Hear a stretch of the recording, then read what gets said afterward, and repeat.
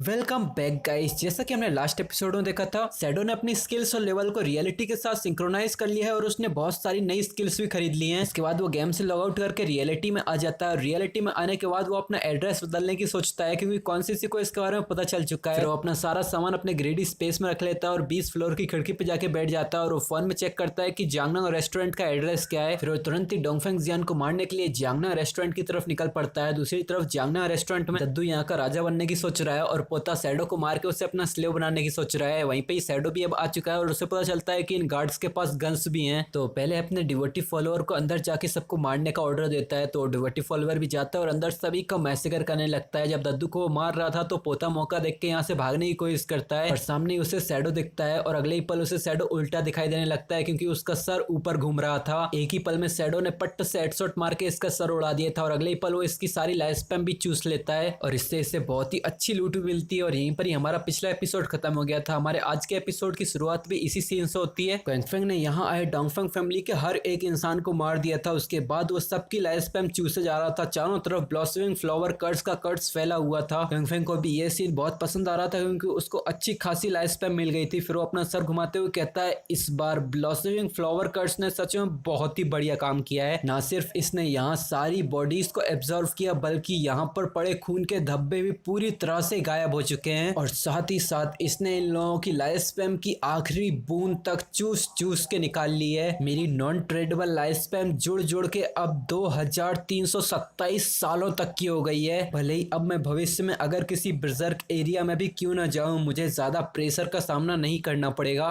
तभी एमसी को पीछे से कुछ आवाजें आने लगती है। जब वो ध्यान से सुनता है तो लोग चिल्ला रहे थे, जल्दी जल्दी करो, पुलिस को कॉल करो। अभी अभी इस बॉक्स रूम के अंदर से गन शॉट्स और चीखने चिल्लाने की आवाजें आ रही थी। फिर हमें कॉरिडोर का सीन दिखाते हैं। बहुत सारे सिक्योरिटी गार्ड्स दौड़ते दौड़ते इस रूम की तरफ आ रहे थे। लोग चिल्ला रहे थे कि डोंग फैमिली यहाँ पर गैदरिंग कर रही है, जल्दी करो, डोंग फैमिली बहुत जानी मानी फैमिली है, यहाँ कुछ हुआ तो बहुत बड़ी प्रॉब्लम हो सकती है, यहाँ गन फाइट हुई है तो जरूर यहाँ कैजुअलिटीज भी हुई होंगी। पर जैसे ही ये लोग अंदर आते हैं तो लोग चिल्लाने लग जाते हैं, हाँ ये कितनी अजीब बात है। और हमें सामने दिखाते हैं, सामने का रूम तो पूरा साफ सुथरा था पर सारा फर्नीचर ऊपर नीचे पड़ा हुआ था। ये देख के पूरे सिक्योरिटी गार्ड्स घबराने लगते हैं। हेड गार्ड बहुत ज्यादा घबरा जाता है, वो डरते डरते चिल्लाता है, ये बॉक्स रूम तो पूरा तबाह हो रखा है, ऑब्वियसली यहाँ पर शूट आउट हुआ है, पर यहाँ पर कोई भी क्यों नहीं है? क्या किसी ने इस होटल से बाहर किसी को आते आते देखा क्या? तो गार्ड्स चिल्लाते हैं, नहीं हमने तो नहीं देखा। एक गार्ड चिल्लाता है, क्या इस होटल पे किसी भूत प्रेत का साया हो गया है? फिर हमें बाहर एमसी को दिखाते हैं जो स्टेल्थ मोड में आराम से इस होटल के बाहर जा रहा था और उससे बाहर से अभी भी इनकी आवाजें आ रही थी। लोग चिल्ला रहे थे, कितनी अजीब बात है, डोंगफेंग फैमिली के मेंबर्स कहाँ चले गए? ऐसा लग रहा है कि सारे के सारे एक साथ ही गायब हो गए हैं। तो दूसरा वो कहता है, चलो पहले पुलिस को कॉल करते हैं। फिर अपना एमसी यहाँ इन लोगों को इग्नोर करते हुए कहता है, चलो एक टारगेट तो खत्म हुआ, अब अगला टारगेट क्वांग फैमिली का क्वान ग्रुप। फिर किम अब भी स्टेल्थ मोड में सोल की गलियों में आगे बढ़ते हुए कहता है कि पर क्वांग फैमिली ग्रुप ने अपने हेडक्वार्टर को गॉड फॉरसेकन गेम के डिसेंड होने से लंबे समय पहले ही नॉर्थ अमेरिका की तरफ शिफ्ट कर लिया था। अभी के लिए तो मैं सिर्फ एक ही पर्सन से डील कर सकता हूँ, वो है क्वान सीसी, क्वान फैमिली ग्रुप के प्रेसिडेंट की बेटी, जो अभी के लिए मैजिक मेट्रोपोलिस के एरिया में ट्रैप्ड है जहाँ से वो बाहर नहीं आ सकती। मुझे उसके इस कंट्री को छोड़ने से पहले ही उससे निपटना पड़ेगा। और हाँ, इस ट्रांसलेशन में मैजिक मेट्रोपोलिस को डीमन सिटी के नाम से लिखा गया है। क्वेंगफेंग बताता है कि जियांगाई सिटी से डीमन सिटी के बीच की दूरी लगभग 300 किलोमीटर की है। वहां तक चल के जाने के लिए मुझे लगभग 2 से 3 घंटे लगेंगे, ये तो बहुत ही ज्यादा टाइम वेस्ट हो जाएगा। फिर क्वेंगफेंग इस जगह से थोड़ा दूर जाके एक सी ड्रैगन नाम के होटल में एक रूम बुक करता है। फिर क्वेंगफेंग अपने होटल के रूम में सोने की तैयारी करते हुए कहता है कि मुझे गेम में जाके एक तरीका ढूंढना पड़ेगा जिससे मैं माउंट ढूंढ सकूं और उसके ऊपर बैठ के मैं सवारी कर सकूं, इससे मेरी बहुत ज्यादा टाइम की बचत हो जाएगी। फिर एमसी लॉग इन करता है अपने गेम में तो गॉड फॉरसेकन गेम उसका वेलकम करता है और अपना एमसी शायद अपने हाइड आउट में ही टेलीपोर्ट होके आया है। फिर क्वेंगफेंग गेम में आगे बढ़ते हुए कहता है कि यहाँ रूइंस में अब भी कुछ सिल्वर और गोल्ड ग्रेड के बॉस हैं, मैं वहां जाके इन्हें फार्म कर सकता हूँ। तभी उसके पास आनुए की कॉन्टेक्ट रिक्वेस्ट आती है। जब वो इसको अलाउ करता है तो आनुए यहाँ पे जोर जोर से चिल्लाने लग जाती है, बिग शॉट मेरे पास आपके लिए गुड न्यूज है, जो सुन के ये भी बहुत हैरान हो जाता है। फिर आनुए पूरे जोश में बताती है कि अभी अभी श्याओ हाई ने एक टूम की एंट्रेंस को ढूंढा है, पर वहाँ एक गोल्ड ग्रेड का ग्रज घोस्ट उसे गार्ड कर रहा है, हम उसके अंदर भी नहीं जा सकते। तो अपना एमसी कहता है, एक टूम की एंट्रेंस, लिटिल ब्लैक ने उसे कैसे ढूंढा? तो आनुए बताती है कि जब हम वापस इनिशियल टाउन में जाने के लिए पीछे जा रहे थे तो हमने छोटे मोटे मॉन्स्टर्स को अवॉइड करने के लिए थोड़ा सा लंबा रास्ता चुन लिया, पर चलते चलते हमने ये डिस्कवर किया कि हमारे साथ श्याओ हाई तो है ही नहीं। फिर हमने उसे ढूंढना शुरू किया, उसको ढूंढने में हमें थोड़ा समय लगा और बाद में हमें पता चला कि उसका पैर फिसल गया था और वो एक कुएं में गिर गई थी। और चूंकि एक टूम की एंट्रेंस का एक स्पेशल एरिया था तो यहाँ पर टीम चैट का इस्तेमाल ही नहीं किया जा सकता था, इसीलिए शाओहुई भी हमारे पास कोई मैसेज नहीं भेज पाई थी। और हमने जब इसी गड्ढे का रास्ता को फॉलो करने की कोशिश की तो हमने ये डिस्कवर किया कि वहां पर एक लेवल 12 का गोल्ड ग्रेड बॉस हमारा पीछे करते हुए हमारे ऊपर स्लैशेस मार रहा था। ये तो अच्छी बात है कि हम बहुत तेजी से वहां से भाग आए। हम पहले ही यहाँ शेल टाउन में वापस आ गए हैं। अगर बिग शॉट को अगर वहां जाना है तो मैं आपको वहां के कोऑर्डिनेट्स दे सकती हूँ। ये सुन के क्वेंग फेंग सोचता है कि सच में एक लकी चार्म तो लकी चार्म ही होता है। तुम बस ये कह रही हो कि तुम एक रूइन सिटी में चलते चलते एक टूम को फाइंड कर सकती हो, वो भी बस एक गड्ढे में कदम रख के। टूम्स टेम्पल्स ऑफ फेथ और कर्स रूइंस की तरह होती हैं, ये रैंडमली किसी भी जंगल में कहीं पर भी अपीयर होती हैं। फिर क्वेंग फेंग इससे कहता है ठीक है आनियो, मुझे इसके कोऑर्डिनेट सेंड करो। तो ये आनियो भी एक्टिंग करने लगती है और क्यूट एक्ट करती हुई कहती है हाँ, अगर वहां से कुछ ऐसा ड्रॉप हो जो बिग शॉट कभी यूज ना कर पाए तो हमें बेचना मत भूलना। इसके लिए क्वेंग फेंग ओके कर देता है और वो मनी मन हंसते हुए सोचता है ये औरत आनियो सच में बहुत स्मार्ट है। फिर क्वेंग फेंग को इसके कोऑर्डिनेट मिल जाते हैं तो वहीं पर ही आगे बढ़ने लगता है और थोड़ी देर में वो वहां तक पहुंच भी जाता है। उसे एक कुएं जैसा दिख रहा होता है और वो कहता है ओ तो ये है टूम की एंट्रेंस। कोई अपनी टीम के साथ चलते चलते इतने बड़े कुएं में कैसे ही गिर सकता है? ये औरत शाओ हेजी, इसमें कुछ तो बात है। और मैं बता दूं शाओ हेजी लिटिल बैग का ही नाम है। फिर क्विंग फिंग सीधे इस कुएं में छलांग लगा देता है और बड़े आराम से नीचे उतर आता है। उसके पास एक नोटिफिकेशन आती है तुम टूम ऑफ ग्रीवेंस के अंदर आ चुके हो, तुम्हारी नॉर्मल कम्युनिकेशंस को ब्लॉक कर दिया गया है। पर एमसी इसे इग्नोर करते हुए उस तरफ आगे बढ़ने लगता है जहां से उसे दो लाल लाल आंखें नजर आ रही थी। थोड़ा आगे बढ़ने के बाद उससे एक दाढ़ की भी आवाज आती है और उससे सामने एक डार्क ऑरा रिलीज करता हुआ एक जायंट मसल मैन दिखाई देता है जिसके हाथ में एक बड़ी सी डार्क तलवार भी थी। भले ही इसका फिगर एक इंसान की तरह लग रहा हो पर ये एक लेवल 12 का ग्रज घोस्ट है, एक गोल्ड ग्रेड का मॉन्स्टर। क्विंग फिंग इसकी तरफ आगे बढ़ते हुए मनी मन सोचता है एक ग्रज घोस्ट, मैंने अपनी पिछली जिंदगी में इस बॉस का सामना कभी नहीं किया पर इसकी अपीयरेंस को देखते हुए अंदाजा लगाया जाए तो ये एक फिजिकल अटैक टाइप मॉन्स्टर होना चाहिए जिसका पार्शियली अटैक पावर और रेंज थोड़ी हाई होगी। अब कोई शक नहीं, आनियो और बाकी सब इसे देखते ही भाग खड़े हुए क्योंकि मैंने जो इन लोगों को स्किल बुक्स और इक्विपमेंट सेल किए हैं वो ज्यादा इनकी डिफेंसिव पावर को इंक्रीज नहीं करते। फिर एक ग्रज घोस्ट पागलों की तरह अपनी तलवार लेके एमसी के ऊपर ही रश कर देता है पर अपना एमसी अभी सोच रहा था कि वांगमिंग एक सीक्रेट सील्ड वॉरियर, उसकी हेल्थ लगभग अभी के लिए 5000 के आसपास होगी पर इस बॉस का एक ही हमला उसकी आधी हेल्थ एक ही स्ट्राइक में उड़ा देगा। फिर क्विंग फिंग आसानी से इसकी स्वॉर्ड के अटैक को डॉज करता है और वो सोचता है कि पर अगर इसका एक भी हमला मुझे लगा तो मैं तो पक्का मर जाऊंगा। फिर वो गिफ्ट ऑफ ग्लोरी और इंस्टेंट शैडो स्लैश को एक्टिवेट करता है और एक ही